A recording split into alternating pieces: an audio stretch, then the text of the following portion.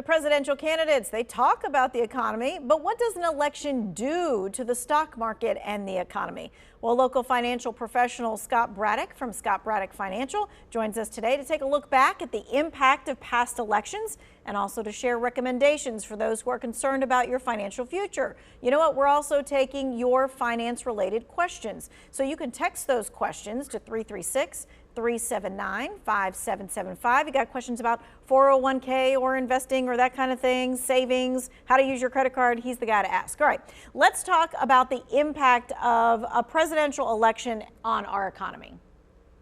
Well, you know, Tanya, it's really hard to predict the stock market. It always is. Trying to time the market is an impossible endeavor. However, we can take a look at some historical data and kind of gauge what the stock market's going to do. And when it comes to a president's term in office, often what we see is the first 2 years are slightly down compared to the second 2 years.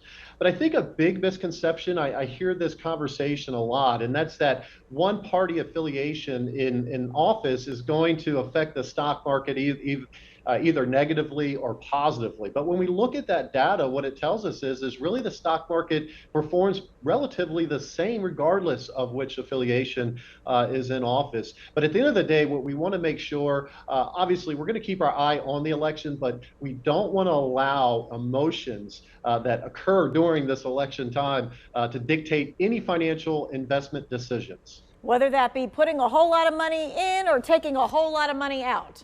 Either way, absolutely. No, it's better to kind of wait. I've had a number of conversations with current clients of mine, and they're waiting until after the election, and some of them are even waiting until after the 1st of January to do anything at all, which I tend to believe could be the best decision right now. So right now we have that graphic up that talks about how election uncertainty and investing kind of go hand in hand. And on there it says, emotions have us buying high and selling low, which are big mistakes.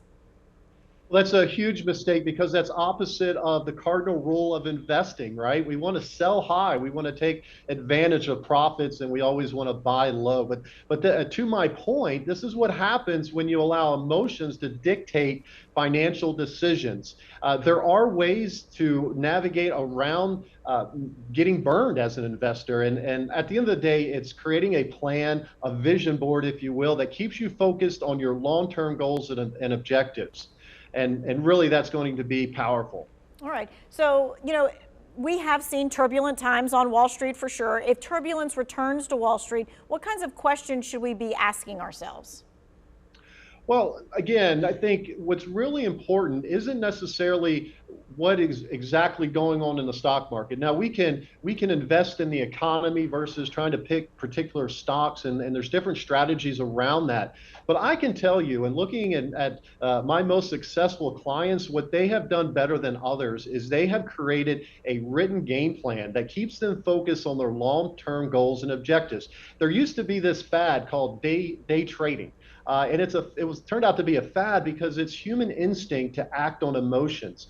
And I can't impress upon you and your viewers enough that making emotional decisions is how more investors often get burned than anything else. And not even just investors, right? I think about the emotional thing of like when we're Christmas shopping and we know we don't have that money to spend for Christmas, but we're like, so-and-so really just wants this, so I'm just going to do that.